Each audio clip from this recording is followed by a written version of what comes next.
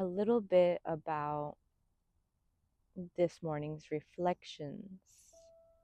So, nothing is more valuable to me than the way that I fall asleep and the way that I wake up, because this is setting the tone, as we've spoken about before. And I love to leave space for myself to allow life to reveal to me what is the proper course of action. It might not go the way that you think it should go or will go. And there's a certain level of rigidity that creates tension in the body, it creates tension in the mind, it creates tension in the soul and the spirit.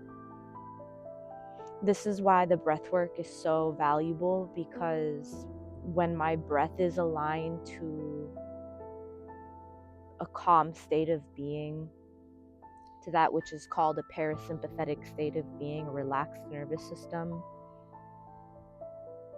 it's just a foolproof way of moving in alignment with my heart's desire. I have full faith in this sort of breath work.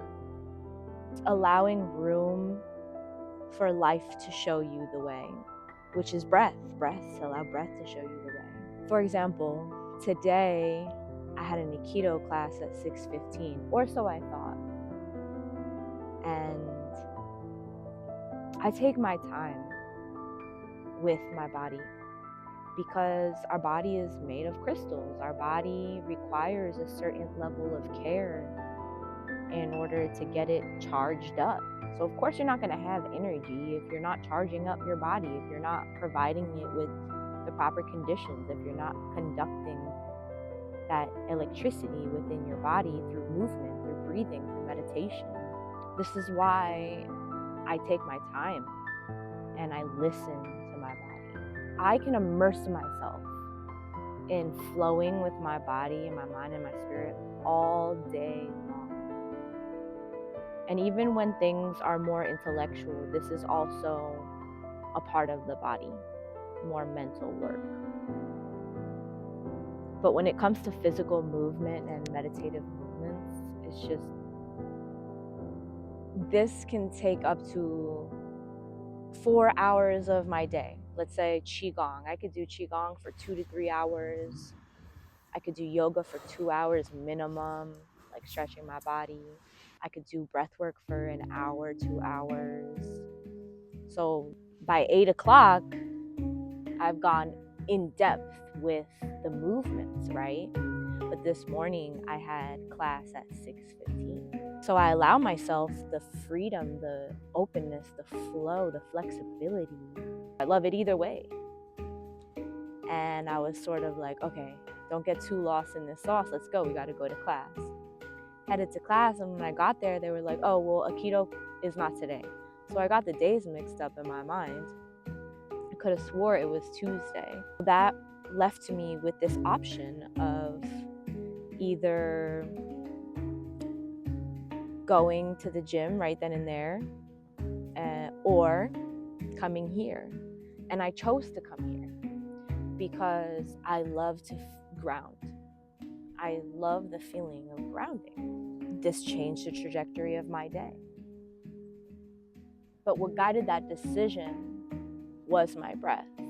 What guided that decision was my awareness of the way that the earth flows through my body when I connect to it, and the quality of my workout when I do connect with myself.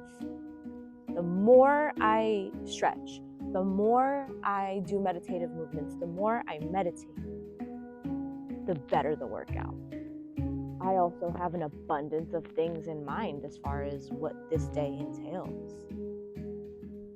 And I don't like to get too caught up in the preciseness of when I go, as much as I like to be aware of what I must get done and allow myself to move fluidly throughout the experience. And what I find is that I make connections in these incredible exchanges. For example, even just yesterday, I aligned with somebody who is going to teach me jujitsu, who's going to teach me an abundance of different things. I'm going to teach him something that he's really been. If I didn't move with this flow, then I most likely wouldn't have aligned with this person that I'm perceiving is of great value to me. The appreciation that I felt exuding from somebody for me simply just being authentic, for simply just being myself, for being in a state of flow allowed me to align to something that is priceless, to somebody who is so valuable, but at the same time priceless.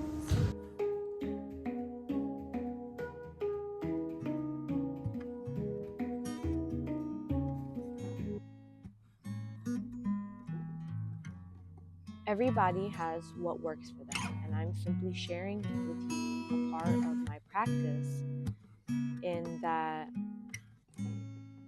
creating space for flexibility has allowed for so many blessings to pour into my life, has allowed for me to simply feel spacious, the spaciousness, a sense of joy, a sense of trust.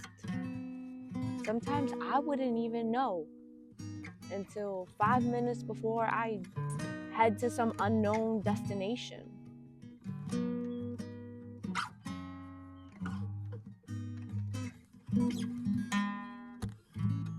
Often when we speak to one another, it's like, what are you doing today? What time is this going to happen? What, the specificities of how something is supposed to go down. And I personally have struggled with being able to respond to this question because I don't know.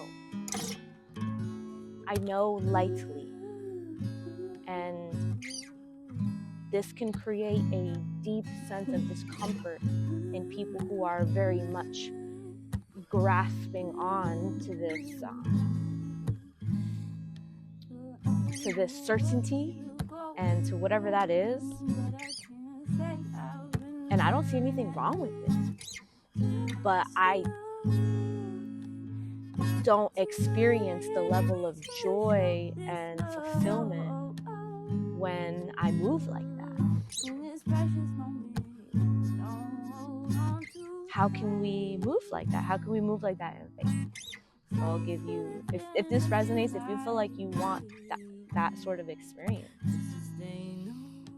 what I would say is something practical that you can apply in order to have this sort of experience is simply being open to the idea that there is so many blessings within the unknown. Familiarizing yourself with the unknown, familiarizing yourself with the idea that although you don't know how something is going to pan out, when you do so with faith in your heart, when you do so with a joyful heart, when you do so from a space where you are treating yourself good and you made a decision to treat yourself with kindness and with love and with care, deep sense of care, the likelihood that stepping into that unknown from that state of being will be met with the most priceless blessings that are also so incredibly valuable. That is all I wanted to share with you guys today, and I feel like there's something else that I had in mind, but it's not coming to me right now. So I really appreciate you for watching, and I'm wishing you a beautiful day.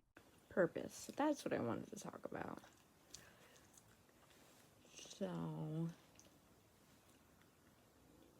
I feel like,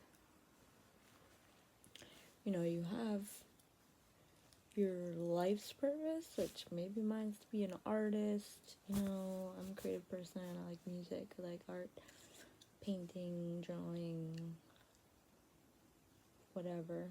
And soul's purpose, which is like, I was asked the question, what is your soul's purpose? And I feel like, I don't want to put doubt in myself that I already know, but I feel like it's like an evolution. I don't know. Point is, I came to the conclusion that it might be living a non-judgmental life, like stop judging motherfuckers in negative ways or positive ways, and just like observe the situation and just call it how you see it and move on kind of vibe, where you're not constantly, I think my soul's purpose is to be non-judgmental, like compassionate human, just more of an observing person, and or to feel the essence of what comes to being when you do live in that modality, or you do practice this presence, right? But non-judgment. And I've often found myself in places where, I had a lot of opportunity to be like, no, you suck, you're a piece of shit, or you're really weird, or, and I've embraced that. I've embraced a lot of things that people probably shouldn't embrace.